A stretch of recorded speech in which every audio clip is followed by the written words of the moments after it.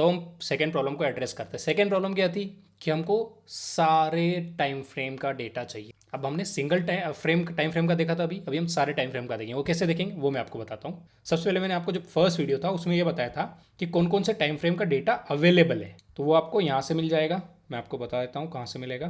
तो ये आपको यहाँ पर दिख रहा है कि कौन कौन सी टाइम फ्रेम अवेलेबल है। मैं यहाँ पर टाइम फ्रेम और कितने दिन का डेटा अवेलेबल है वो दोनों यहाँ पर लेके रखा हूँ। तो इसको हम की वैल्यू के पेयर में ही वहाँ पर लिख लेते हैं। कैसे लिखेंगे, मैंने यहाँ पर जनरेट करके रख रखा है, उसी में से हम लोग कॉपी पेस्ट कर लेते हैं। सेम कॉपी पेस्ट किया तो फिर वही होता है, फिर बताने का क्या मतलब आया। मैं थोड़ा बहुत कॉपी पेस्ट करूँगा, थोड़ा बहुत आपको खुद से भी सीखने को मिलेगा। तो ठीक है, अभी हमने इसको डिक्शनरी के फॉर्म में लिख लिया। आप चाहे तो इसको लिस्ट के फॉर्म में भी लिख सकते हैं, that's not a big issue. तो अब इसमें की और वैल्यू के पेयर में आ गया। की है वो हमारा टाइम फ्रेम है, और जो वैल्यू है वो है कितना डेज का डेटा हम लोग ले सकते हैं उस पर्टिकुलर की के अगेंस्ट। जैसे यहाँ पर फर्स्ट चीज को मैं पढ़ के देखूंगा।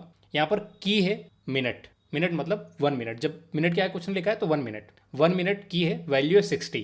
तो ये पूरी चीज ये बोल रहा है कि 1 मिनट का डेटा 60 डेज के लिए आप फेच कर सकते हैं। ये मैंने इसलिए लिखा क्योंकि आगे भी हमको यूटिलाइज हो जाएगा जब हम लोग ये भी देखेंगे कि हमको बैच स्प्लिट कैसे करना है डेट को। ये पहले तो हम ये देख लेते हैं कि सारे टाइम फ्रेम, सारे मिनट्स या जो भी अवेलेबल डेटा वो हम कैसे फेच कर सकते हैं। तो इसके लिए हम लोग सिंपल चीज करेंगे, क्या करेंगे, हम लोग फॉर लूप लगा देंगे। किसमें से, फैच लिमिट्स डॉट कीज। ठीक है, तो हम लोग बोल देंगे यहाँ पर time frame from fetch limit dot keys, इन लिखेंगे सॉरी। तो जो कीज है यहाँ पर अगर आप इसको ये बग से रन करेंगे तो आपको यहाँ दिख जाएगा कि कीज ये सारी दिखेगी, ये कीज जो है ना ये सब। अभी ये जो पूरा है इसको हम एक टैब मार देते हैं, मतलब एक इंडेंटेशन मार देते हैं, तो ये इस पर्टिकुलर लूप के अंदर आ जाएगा। जब ये लूप के अंदर आ गया तो फिर क्या हुआ, ये मिनट है, मिनट लिखने की जरूरत नहीं है, फिर हम लोग लिख देंगे टाइम फ्रेम। करेक्ट, क्योंकि टाइम फ्रेम वहाँ कीज से आ रहा है ना, तो अब ये टाइम फ्रेम ये चीज़ यहाँ आ गई, और ये पूरी चीज़ क्या समेट के रखा, ये सब चीज़ें। तो अब सारा ही आ गया। अभी हमको ये सब डेटा भी उसके अंदर ही डालना पड़ेगा, क्योंकि हम लोग जो सेव करने वाले हैं वो भी अंदर ही सेव करने वाले हैं ना। हर एक का सेव करने के बाद दूसरे का रन करेंगे, मतलब एक टाइम फ्रेम का सेव करने के बाद हम दूसरे का रन करेंगे ना, तो ये भी अंदर ही फोर लूप के अंदर डाल देते हैं। अब अगर इस प्रोग्राम को आप रन करेंगे, जैसे प्रॉब्लम क्या आएगी मैं बता देता हूँ। एक इंस्ट्रूमेंट टोकन डॉट CSV बना, उसमें पहले 1 मिनट का लिखा इसने, फिर उसी में गया और उसमें 5 मिनट का लिख दिया, 3 मिनट का लिख दिया, तो मतलब ओवर राइट हो गया ना डेटा।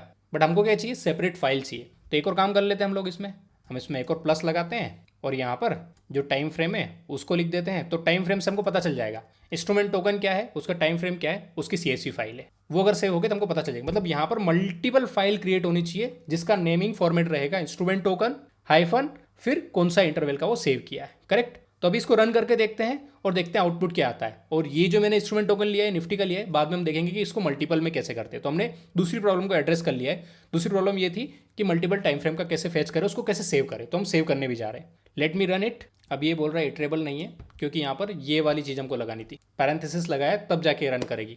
मतलब इसने सारी वैल्यूज तो ले ली बट उसको स्टोर ही नहीं किया। जब आप ऐसा लगा देंगे तो उसमें स्टोर कर लेगा, अदरवाइज उसने खाली एक मेमोरी बनाई। अब उस मेमोरी में इसने डेटा क्या स्टोर कर रखा, वो जब आप ऐसे ब्रैकेट लिखेंगे ना पैरेंथेसिस, तो उस डेटा को उसमें स्टोर करेगा और उसको बाद में रीइटरेट करेगा। चलिए फिर से रन कर लेते हैं। वैसे जो प्रॉब्लम मैं आपको इसलिए बता रहा हूँ क्योंकि ऐसे ही चीज़ें काम करती है और ऐसे हम लोग सीखते हैं। अब जब हम लोग इसको लिख ही रहे हैं तो इसको आपको ऐसे लिखने की ज़रूरत नहीं है कर्ली ब्रैकेट में। ये भी एक एरर आया तो ये मुझे भी समझ में आया, मैं आपको भी समझा सकता हूँ, क्योंकि आप ऑलरेडी वो अगर यहाँ पर आपने वेरिएबल में स्ट्रिंग में लिख लिया है तो फिर आपको इधर कर्ली ब्रैकेट में लिखने की जरूरत नहीं। अभी आप रन करेंगे तो हो जाएगा। जो भी एरर आ रही मैं आपके सामने लिख रहा हूँ and it is beneficial for you also, क्योंकि जब आप भी करेंगे तो आपको हेल्प होगी कि कहाँ पर एरर आ रही थी और क्यों इसको रेक्टिफाई किया गया। अदरवाइज मैं खाली ऐसा परफेक्ट कोड रन किया हूँ, मैं तो एरर को हटा सकता हूँ एडिटिंग में, फिर आपको एरर आएगी तब आपको समझ में नहीं आएगा। तो अभी आपको समझ में आ रहा है क्या एरर की थी और क्यों चीज़ इसमें रेक्टिफाई हुई। मैंने जैसे बताया था सारी फाइल यहाँ पर क्रिएट हो जाएगी। तो ये देखो यहाँ पर फाइल क्रिएट हो गई है, आपको दिख रही है। अब इनको ओपन करके देख लेते हैं। तो अभी हमने ये सीख लिया है कि सारी टाइम फ्रेम का जो डेटा है उसको कैसे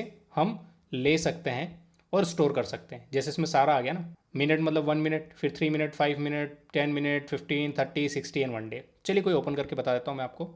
ये देखिए करेक्ट ना। अभी इसमें एक चीज़ आप समझ पा रहे होंगे, जो लोग थोड़ा सा एडवांस या फिर थोड़ा सा इसमें ध्यान दे रहे हो, कि इसमें फाइल साइज डिफरेंट है। डे की फाइल साइज सबसे कम है, फिर मिनट की सबसे ज़्यादा है। कारण क्या, क्योंकि मिनट में ज़्यादा डेटा होगा ना ऑब्वियसली। तो यही होता है, आप साइज से आप थोड़ा बहुत समझ सकते हैं कि भाई किसकी डेटा साइज क्या होनी चाहिए। बट वही फिर अगेन लिमिटेशन है कितना आप लॉन्ग फेच कर सकते हैं। You can guess it like कि कितनी ज़्यादा साइज किसकी होनी चाहिए। तो डेटा कैसे आ रहा है वो आपको पता चल गया, मतलब अपने सेकंड प्रॉब्लम भी एड्रेस कर ली। Thank you guys for watching this video. If you found this video helpful then hit the like button and consider subscribing to my channel.